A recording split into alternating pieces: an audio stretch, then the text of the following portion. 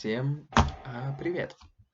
Сегодня я хотел бы поговорить о книге, а именно это историческая книга.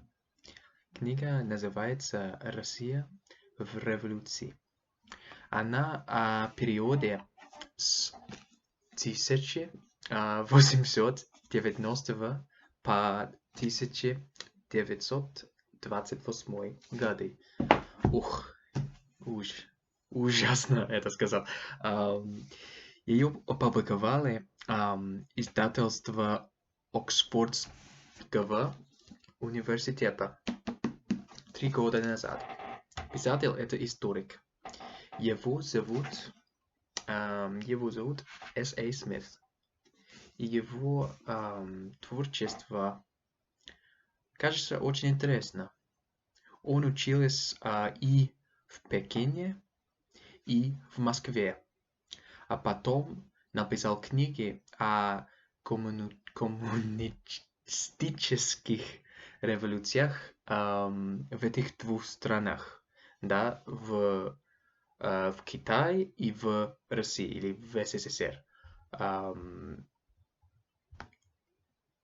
Значительно он решил писать книгу для публикации в 2070 году, потому что тогда была годовщина революции, то есть 100 лет после революции. Когда я был школьником, я был в школе, мы учились про революцию в России. И эта тема меня сильно интересовала. Но недавно я хотел узнать больше. Поэтому я нашел эту книгу на интернете и ее купил. Книга очень подробная. Это очевидно, что ты читаешь, как на английском, мастера на работе.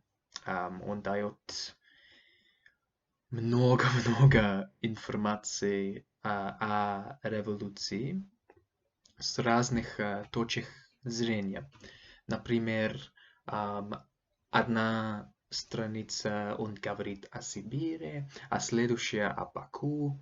То есть это не просто история Петербурга и Москвы или история большевиков.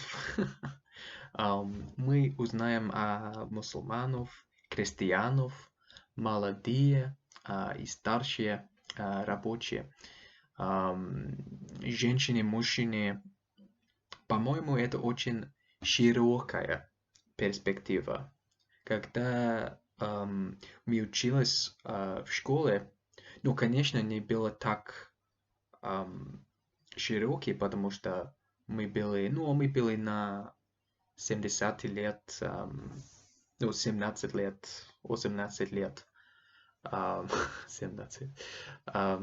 И сейчас я старше, но все равно это широкая перспектива. Он в начале книги очень объективно.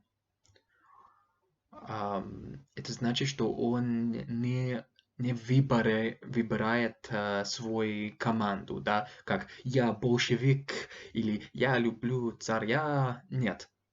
Просто он объясняет, что царь был очень упрямый и не хотел действовать как современный политик, но у него команда была такие современные политики, но царь не хотел быть так.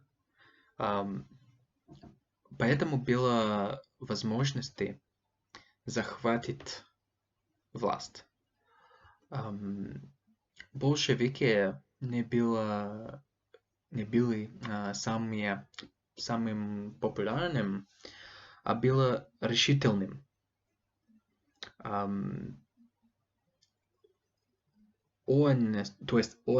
С.А. Смит, он верит, что отказ от демократии Советов – это очень ужасно и значительное решение. Но, с другой стороны, тогда была война, да, и большевики держались за власть. Он не говорит, но большевики такие хорошие парни, а просто он говорит, они сделали то, что люди часто делают, когда у них есть власть. Но, по-моему, это все равно жалко. Демократия это хорошая, да. Тоже важно, что он подчеркивает, что история это неизбежно. Избежно. Что это значит? Это значит, что у большевиков были варианты, и у другого политиков и революционеров, да, не просто большевики, были меньшевики, были социальные революционеры, у них тоже были варианты. И как это сказать? Могли быть было разное, да.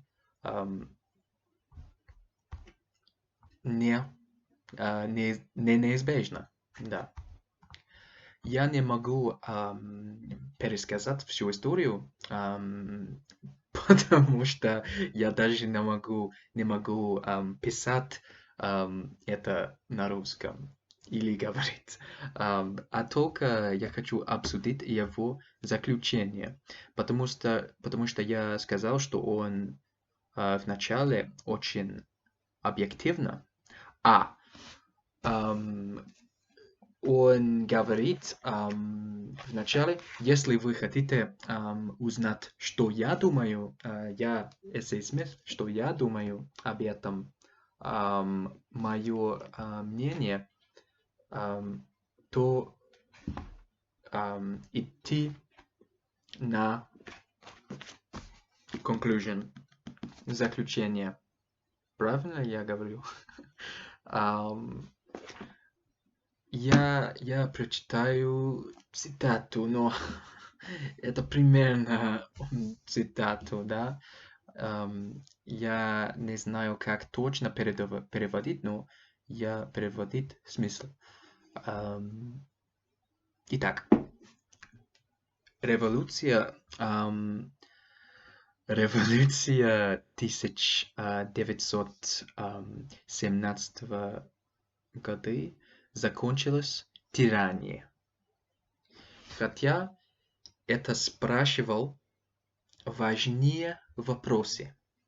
Например, как примирить справедливость, равенство и свобода? Эти вопросы не исчезли 100 лет после революции.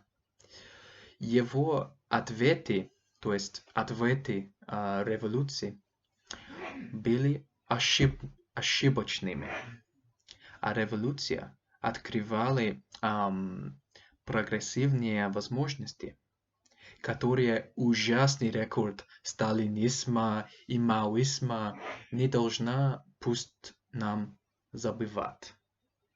Мы не будем понимать 1917 году, если не пытаемся представить надежду, идеализм, героизм, злость, страх и отчаяние, которые мотивировали революцию. То есть желание за мира, конец войны, да, ненависть к неравному социальному порядку. То есть у людей были много денег, у людей было мало-мало денег, да. Люди ели и люди не ели. Поэтому миллионы по всему миру тогда праздновали революции.